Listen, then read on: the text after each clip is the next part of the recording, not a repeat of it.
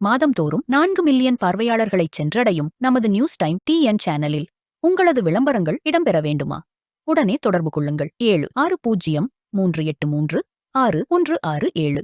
உங்களது பிசினஸை அடுத்த கட்டத்திற்கு கொண்டு செல்ல எங்களுடன் இணையுங்கள். வணக்கம், நான் Damodaran Prakash. News time TN நேயர்களுக்காக தெருக்கூத்து பகுதி.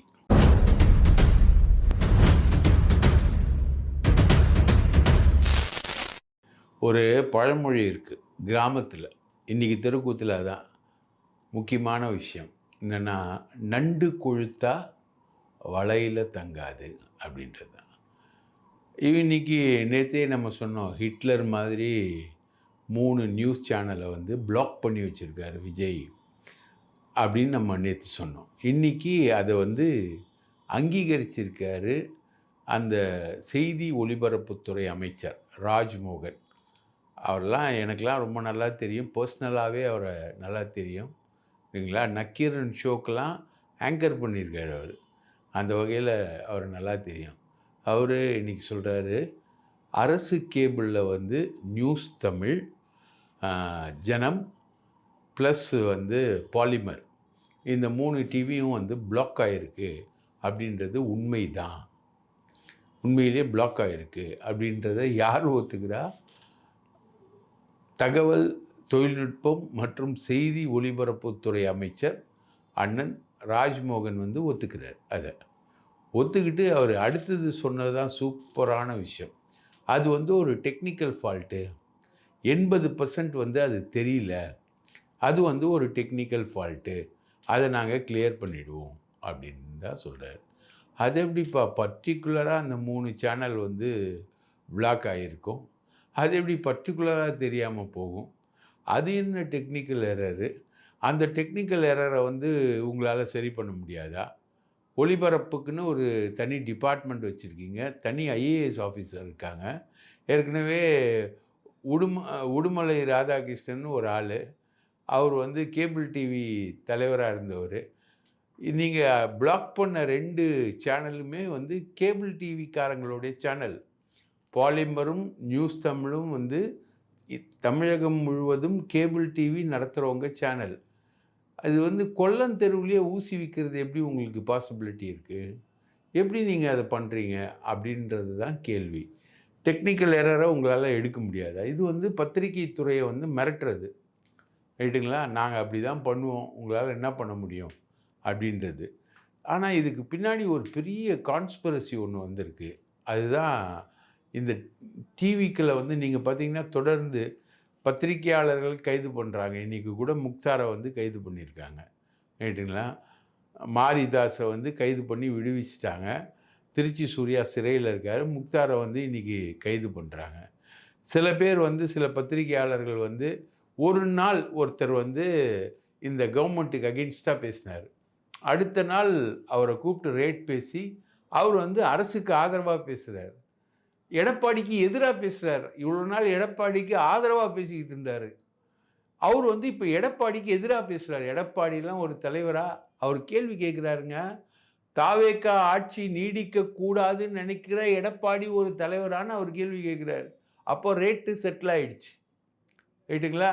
நம்மளுக்கும் ரேட்டு வந்தது, நம்மக்கிட்டையும் பேசினாங்க. ஆனால் நம்ம அந்த சைடுக்கு ஆளே கிடையாது, அந்த ரேட்டுக்கான ஆள் நம்ம கிடையாது.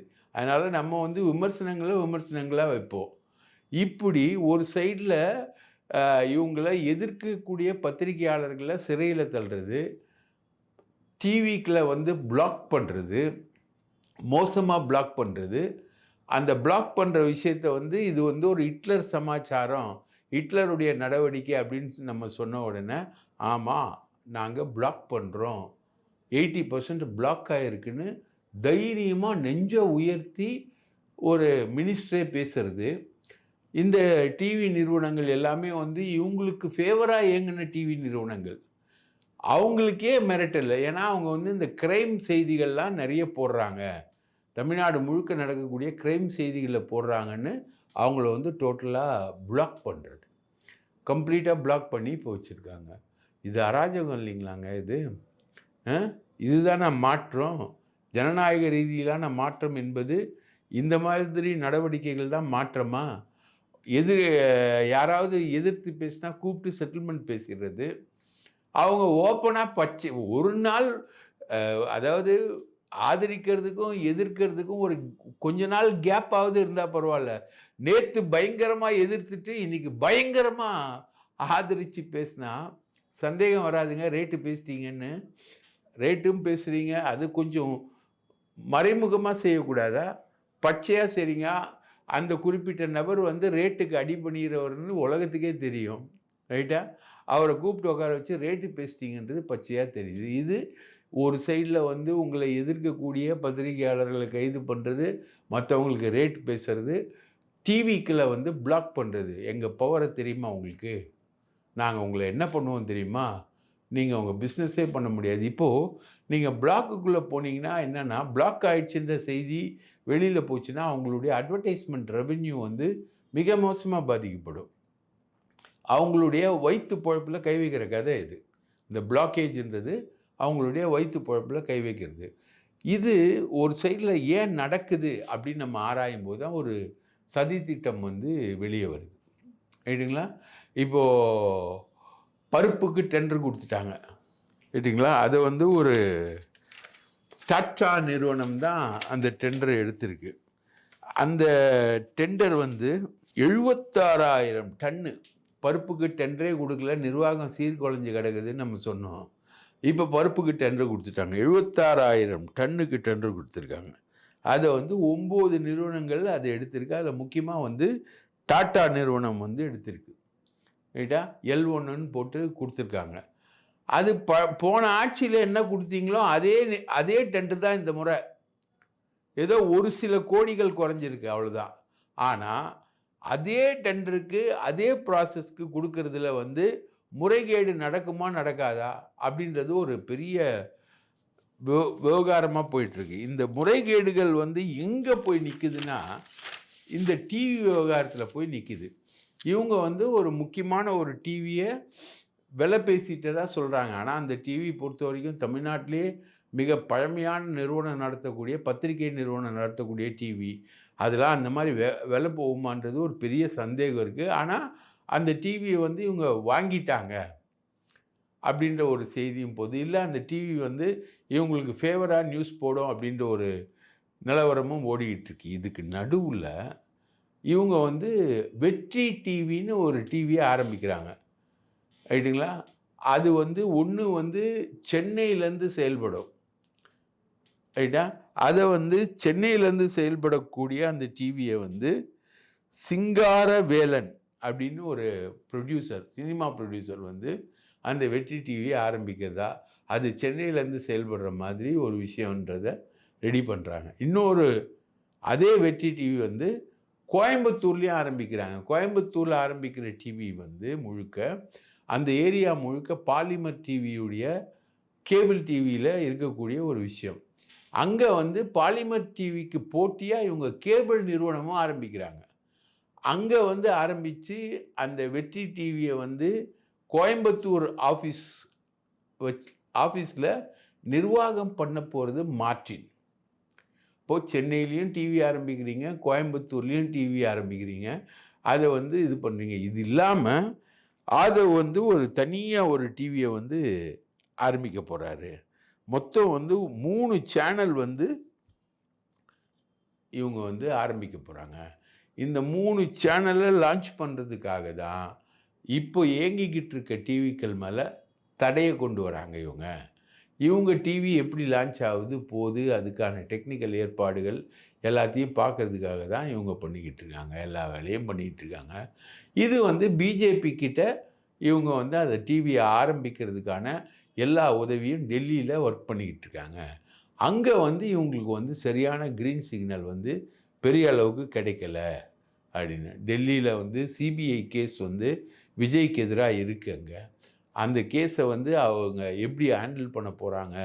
சுப்ரீம் கோர்ட்ல வந்து கரூர் சம்பவத்தின் குற்றவாளி விஜய் அப்படின்னு சிபிஐ வந்து குற்றச்சாட்டு பதிவ பண்ண போதா?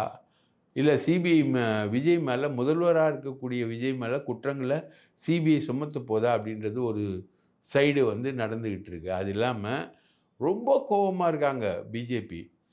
இங்கே வந்து என்ன நடக்குது தவறு அப்படின்றத வந்து கண்ணில் வெண்ணெய் ஊற்றி பார்த்துக்கிட்டு இருக்காங்க இவங்க. அந்த அளவுக்கு மோசமாக அவங்களுடைய வாட்ச் லிஸ்ட்டில் வந்து டிவிக்கே இருக்குது. என்ன தப்பு நடந்தாலும் உடனடியாக தூக்க சொல்லி டெல்லியிலேருந்து உத்தரவு வந்திருக்கு. அவங்க ஃபுல் வாட்ச் லிஸ்ட்டில் தான் இவங்கள வச்சுருக்காங்க. அவங்கக்கிட்ட இவங்க போய் இந்த டிவி ஆரம்பிக்கிறதுக்கான பர்மிஷனை வந்து கேட்டிருக்காங்க. அவங்க இது வரைக்கும் தரல. அந்த தரல அப்படின்ற ஒரு விஷயம் நடந்துக்கிட்டு இருந்தாலும், அந்த டிவியோடைய ட்ரையலை பார்க்கறதுக்காக 2 கேபிள் நிறுவனங்கள் நடத்தக்கூடிய டிவிக்குள்ள இவங்க வந்து பிளாக் லிஸ்ட் பண்ணி வெறுப்பேத்துறாங்க. ட்ரையல் பார்க்குறாங்க. சப்போஸ் இவங்க வந்து இவங்கள பிளாக் லிஸ்ட் வந்து கன்டினியூஸா பண்ணிட்டு, அவங்களுடைய சப்ஸ்கிரைபர்கள வந்து இந்த வெற்றி டிவி சப்ஸ்கிரைபர்களா மாத்த முடியுமா? அப்படிதான். எப்படி அதிமுகல இருக்கக்கூடியவங்கள எல்லாரையும் கொண்டு வந்து தவேகால வந்து உள்ளாட்சி பொறுப்புகள்ல கொண்டு வந்து அவங்கள நியமிக்கலாம் அப்படின்ற மாரி ஒரு முயற்சி நடக்குது இல்லையா? அந்த மாரி கேபிள் நெட்வொர்க்ல இவங்களுடைய சப்ஸ்கிரைபர்கள டிஸ்டர்ப் பண்ணி வெற்றி டிவியோட சப்ஸ்கிரைபர்களா மாத்தலாமா அப்படின்ற ஒரு முயற்சிக்காக தான் இந்த கேபிள் டிவி நிறுவனங்கள பிளாக் பண்ணியிருக்காங்க அப்படின்ற ஒரு தகவல் பெருசா போயிட்டு. இன்னைக்கு 2 விஷயம் ரொம்ப முக்கியமா நடந்தது. ஒண்ணு வந்து பாரதி ராஜாவுடைய மரணம். பாரதி ராஜா மரணத்தில ஒரு கான்ட்ரோவர்சி என்னன்னா, கங்கை அமரன் வந்து ஓப்பனா கத்துனது, பாரதி ராஜாவுடைய மனைவிய பார்த்து, அவர வந்து தனிமையில விட்டுட்டு நீங்க போயிட்டீங்க. அதனால தான் அவர் வந்து இறந்துட்டாரு அப்படின்ற மாரி ஒரு கான்ட்ரோவர்சிய ஓப்பனாவே எல்லா பிரஸ் முன்னாடியும் விட்டுட்டு போயிட்டு இப்ப என்ன நீ வர அப்படின்னு கங்கை அமரன் அவரது பாரதி ராஜாவோட மனைவிய பார்த்து எகிறுனது வந்து பெரிய அளவுக்கு பேசப்படுறது. இது ஒரு விஷயம். இது ஒண்ணும் பெரிய விஷயம் இல்ல. பாரதி ராஜான்றவர் ஒரு பெரிய ஃபிகர். அதில மாற்று கருத்து கிடையாது. அவர் ஒரு இமயமலை மாதிரி, இயக்குனர் இமயம். அதெல்லாம் நமக்கு மாற்று கருத்து கிடையாது. பட் அவருடைய சொந்த வாழ்க்கையில இந்த சோகமும் அவருக்கு இருந்திருக்கு அப்படின்றத நம்ம பதிவு பண்றோம். அதே மாரி இன்னைக்கு காலையில தனி விமானத்தில அண்ணன் விஜய் வந்து பாரதி ராஜாவுக்கு அஞ்சலி செலுத்திட்டு நேரா போயிருக்காரு. நேரா தனி விமானத்தில டெல்லிக்கு போயிருக்காரு. இன்னைக்கு 4 மணிக்கு ஜனாதிபதிய பார்க்குறாரு. 5 மணிக்கு சிபி ராதாகிருஷ்ணன் துணை ஜனாதிபதிய பார்க்குறாரு. அதுக்கப்புறம் நைட் வந்து சோனியா, ராகுல், பிரியங்கா இவங்கள எல்லாரையுமே பார்க்குறாரு இன்னைக்கு. ரைட்டா? நாளைக்கு வந்து நித்தி ஆயோக்ல வந்து பிரைம் மினிஸ்டர பார்க்குறாரு. அதுக்கப்புறம் நேரா உள்துறை அமைச்சர பார்க்குறாரு. உள்துறை அமைச்சர பார்க்கறதுக்கு இன்னும் பர்மிஷன் கிளியர் ஆகல. அதே மாரி கம்யூனிஸ்ட் தலைவர்கள் ராஜா, இன்னும் இருக்கக்கூடிய கம்யூனிஸ்ட் தலைவர்கள் எல்லாரையுமே பார்க்கணும் அப்படின்ற மாரி ஒரு எம்ஏ பேபி, ராஜா இவங்களெல்லாம் பார்க்கணுன்ற மாரி அப்பாயின்ட்மெண்ட் இருக்கு. அது இன்னும் கிளியர் ஆன மாதிரியே தெரியல இவருக்கு. இவருடைய டெல்லி விசிட் வந்து வழக்கம் போல தனி ஃப்ளைட்டு, அதுக்கு வந்து ஏகப்பட்ட கோடிகள் செலவு. ரைட்டா? இந்த முறை யாரை கூட்டிகிட்டு போயிருக்காரு தெரில. விக் மாஸ்டரை தனியாக இந்த முறை கூட்டிகிட்டு போயிருக்காரா? போன தடவை முடிவெற்ற கலைஞரை கூட்டிகிட்டு போய் அது ஒரு பெரிய விவாதம் ஆச்சு. அந்த ஃப்ளைட்டுக்கு உண்டான செலவுகள் வந்து பெரிய அளவுக்கு விவாதமாச்சு. இந்த முறை யாரை கூட்டிகிட்டு போகிறாரு அப்படின்றது சுத்தமாக தெரியல. அது நமக்கு அந்த லிஸ்ட்டுகள் இல்லாமல் வெளில வரும்போது அது தெரிய வரும்னு வச்சுக்கோங்களேன். ஆனால் முக்கியமான விஷயம், இப்போது இந்த கவர்மெண்ட் பண்ணக்கூடிய மிக முக்கியமான காரியம் ஒன்று இருக்குது. அதாவது கடந்த ஆட்சியில் என்ன நடந்தது அப்படின்றத வந்து இப்போ இவங்க ஆராய்ச்சி பண்ணுறாங்க. கடந்த ஆட்சியில் வந்து விடப்பட்ட டெண்டர்களை எல்லாத்தையும் கேன்சல் பண்ணுன்னு சொல்லிட்டாங்க. இவங்களுக்கு எல்லா டெண்டரும் வந்து போன ஆட்சியில் கடைசி 6 மாதத்தில் தேர்தலை சந்திக்கிற நேரத்தில் திமுக அரசு விட்ட டெண்டர்களை கேன்சல் பண்ணியிருக்காங்க. ஹைவேஸ், பிடபிள்யூடி, நகராட்சி நிர்வாகம், டாஸ்மாக் இவங்க எல்லா துறைகள்லையும் விடப்பட்ட டெண்டர்களை கேன்சல் பண்ண சொல்லியிருக்காங்க. அது இல்லாமல் போன ஆட்சியில் ஐஏஎஸ் ஆஃபீஸர்களாக இருந்து அரசுக்கு ரொம்ப நெருக்கமாக இருந்தவங்கள எல்லாரையும் அவங்க மேலே நடவடிக்கை எடுக்க சொல்லி ஒரு உத்தரவு போயிருக்கு. அதில் மாட்டக்கூடிய ஐஏஎஸ் அதிகாரிகள் யாருன்னா சிஎம்டிஏ பிரகாஷ். இவர் வந்து எடப்பாடி ஆட்சி காலத்திலேயே பெரிய அளவுக்கு கொள்ளையடித்ததா கோவை கமிஷனராக இருந்திருக்காரு. சென்னையிலையும் இருந்திருக்காரு. சென்னை மாநகராட்சியில் இருந்திருக்காரு. இவர் வந்து ரொம்ப பெரிய அளவுக்கு கொள்ளையடிச்சதா ஒரு பெரிய குற்றச்சாட்டு உண்டு. அவர வந்து நோண்ட சொல்லியிருக்காங்க. அதே மாரி கார்த்திகேயன். கார்த்திகேயன் இல்லாம வேலுமணியே கிடையாது. வேலுமணியுடைய அனைத்து ஊழல்கள், டெண்டர் ஊழல்கள், அனைத்து விதமான ஊழல்களுக்கும் கூட நின்னது வந்து நம்ம கார்த்திகேயன். அவரு வந்து அவரையும் டார்கெட் பண்றாங்க. அதே மாரி ஈபி. ஈபில ராதாகிருஷ்ணன் எப்பவுமே கிளியரா சிட்ட வச்சிருப்பாரு அவரு. அவரு அவரு துறையில போன தடவ நடந்த முறைகேடு இப்போ டிரான்ஸ்ஃபார்மர் ஊழல் வந்து சிபிஐ வந்து விசாரிக்குது. ரூ. 397,00,00,000 டிரான்ஸ்ஃபார்மர் ஊழல் வந்து சிபிஐ விசாரிக்குது. அந்த விஷயங்கள் எப்படி அப்படின்றத வந்து பார்க்குறாங்க. அவர் சைட்லன்னு சொல்லணும்னா எனக்கு மு அமைச்சர் சைட்லேருந்து வந்த இன்ஸ்ட்ரக்ஷன்ஸ் பிரகாரம் தான் நான் வந்து ஆக்ட் பண்ணியிருக்கேன் அப்படின்றது அவருடைய ஒத் ஒப்புதல் வாக்குமூலமா இருக்கு. அதே மாரி நகராட்சி நிர்வாகம், நேருவுடைய துறையில மிகப்பெரிய ஊழல்கள் நடந்திருக்கு. அதில தான் நம்ம இவரு மாட்றாரு. நம்ம கார்த்திகேயன் ஐஏஎஸ். கார்த்திகேயன் ஐஏஎஸ் தான் பெரிய அளவுக்கு மாட்றாரு. இந்த சிஎம்டிஏ பிரகாஷ் வந்து ரூ. 4,800,00,00,000 சிஎம்டிஏல இருந்திருக்கு. அது வந்து கவர்மெண்ட்டுக்கு வருஷா வருஷம் குடுக்க வேண்டிய தொகை அந்த ரூ. 4,800,00,00,000. அந்த தொகைய குடுக்காம, அத வச்சு காலேஜ் கட்டுறது, அத வச்சு கிளாம்பாக்கம் பஸ் ஸ்டாண்ட் கட்டுறதுன்னு ஏகப்பட்ட ஊழல்கள்ல அந்த ரூ. 4,800,00,00,000 யூஸ் பண்ணியிருக்காரு. அந்த முறைகேடுல வந்து பிரகாஷ வந்து ஃபிக்ஸ் பண்றாங்க. அதுக்கான வேலைகள்லாம் நடக்குது. ஸோ, இந்த ஐஏஎஸ் அதிகாரிகள் பெரிய அளவுக்கு மாட்டக்கூடிய நிலவரம் என்பது நடந்துகிட்டு இருக்கு. இப்போ இந்த ஆட்சிய பொறுத்தவரைக்கும் கை நீட்டுறதுக்கு இவங்க எல்லாருமே தயாரா இருக்காங்க. ஆனா, கை நீட்டுறது எப்படின்னு தெரியல. ஏன்னா, சென்ட்ரல் கவர்மெண்ட் வந்து பெரிய அளவுக்கு வாட்ச் பண்ணிக்கிட்டு இருக்கு. ரைட்டுங்களா? இந்த மணல் மாஃபியா இருக்கு இல்லையா? ரத்தினம், ராமச்சந்திரன், கரிகாலன் கிட்ட இருந்து இன்னொருத்தர்கிட்ட மாறிச்சு. இந்த மணல் விஷயத்த, குவாரி விஷயத்த எப்படி டீல் பண்றதுன்றது இவங்களுக்கு இன்னும் கிளியர் ஆவல. இந்த இவர வந்து ராஜப்பா அப்படின்னு சொல்லிட்டு ஒருத்தரு. அவர் வந்து இவங்கள எல்லாரையுமே டீல் பண்றதுக்காக அவர் பேசிக்கிட்டு இருக்காரு. அவர் எல்லா சைட்லயும் பேசிக்கிட்டு இருக்காரு. இந்த அ கரிகாலன், ரத்தினம், ராமச்சந்திரன் கிட்டேருந்து மணல் விஷயத்த ஏவா வேலு அப்படின்ற ஒரு மினிஸ்டர் அவர் மூலமா தான் வந்து ராஜப்பா அப்படின்னு சொல்லக்கூடிய நபருக்கு மாற்றி கொடுத்து அவர் தான் வந்து கடைசி கட்டங்களில் டீல் பண்ணார். இந்த மணல் வந்து ஒரு 4 விதமாக வரும். ஒன்று வந்து ஆற்று மணல், இன்னொன்று வந்து க இந்த வயல்வெளிகளில் எடுக்கக்கூடிய சவுடு மணல், 3வது வந்து இந்த குவாரிகளில் உடைக்கப்படக்கூடிய கல், அப்புறம் அதில் கிடைக்கக்கூடிய எம்சாண்டு, இப்போ மேக்ஸிமம் எம்சாண்டு, 4வது வந்து ரேர் எர்த் மினரல்ஸ், தோரியம் அதிகமாக இருக்கக்கூடிய ரேர் எர்த் மினரல்ஸு. இதை டீல் பண்ணுறது வைகுண்டராஜன் டீமு. அவங்க டீம் தான் இதை வந்து டீல் பண்ணுவாங்க. இது வந்து அணு ஆயுதங்கள் தயாரிப்பதற்காக போகக்கூடிய ஒரு மெட்டீரியல். இது வந்து முன்னாடி ஈரானுக்கே இவங்க இங்கேருந்து அனுப்புனாங்க அப்படின்னு ஒரு குற்றச்சாட்டு. இது பிரைம் மினிஸ்டர் லெவலில் இந்த விஷயங்களை டீல் பண்ணக்கூடிய ஒரு ரேர் எர்த் மினரல்ஸ். இந்த 4ம் வந்து கனிம வளத்துறையில் வரும்.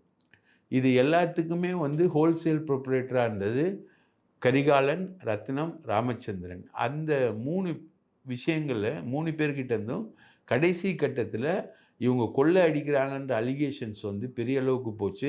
இவங்களுக்கு சப்போர்ட்டாக நின்னவர் தான் அமைச்சர் துரைமுருகன். அப்புறம் அந்த அலிகேஷன் எல்லாம் அமைச்சர் துரைமுருகன் கையில் பெரிய அளவுக்கு வந்ததுனால அவர் கையிலேருந்து ராஜப்பா கையில் மாற்றி இந்த துறை வந்து போகுது.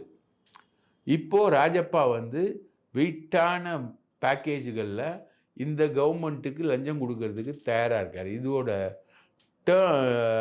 டேர்ன் பார்த்தீங்கன்னா டாஸ்மாகை விட 2 மடங்கு இது. ரைட்டுங்களா? இப்போது குவாரியில் வந்து கர்நாடகாவில் நீங்கள் வந்து ஒசூரில் குவாரியில் வந்து நீங்கள் எம்சாண்ட் எடுத்தீங்கன்னா, அதை அப்படியே எடுத்துன்னு போய் பெங்களூரில் இறக்குனீங்கன்னா, எம்சாண்ட் எடுக்கிறதுக்கு ரூ. 600 செலவாகும். பெங்களூரில் சேர்த்திங்கன்னா ரூ. 6,000 அதுக்கு விலை. இப்படி கொள்ளடிக்கலாம். ஒரு 40, 50,000 கோடி ரூபாய் ஈஸியாக வந்து வருஷத்துக்கு கொள்ளையடிக்கக்கூடிய அமௌண்ட்டு. இது வந்து இப்போ இது சம்மந்தமா ராஜப்பா வந்து ஃபுல் காசு எடுத்துன்னு போயிட்டு குடுக்கறதுக்கான பேரங்கள்ல எல்லாத்துலயும் ராஜப்பா ஈடுபட்டுக்கிட்டு இருக்காரு. இது எப்போ ஓகே ஆகுதோ, அப்போ நம்ம கேட்டகாரிகளா தெரிஞ்சுக்கலாம். விஜய் டீம் வந்து கொள்ளையடிக்க ஆரம்பிச்சிருச்சு அப்படின்றது வந்து மணல் விஷயத்துல தரலாம். ஆனா இந்த மணல் வந்து ஆத்து மணல் உட்பட பல அமலாக்கத்துறை வழக்குகள் வந்து இருக்கு. இந்த மணல் வந்து தேசியமயமாக்கப்பட்டது அப்படின்னா, கனிம வளம் எடுப்பது வந்து தேசியமயமாக்கப்பட்டதுன்னா, அந்த முறைகேடுகள் எல்லாமே ஓவர் நைட்ல வந்து காணாம போயிடும். அந்த முடிவு எடுக்கிறாங்களான்னு தெரியல.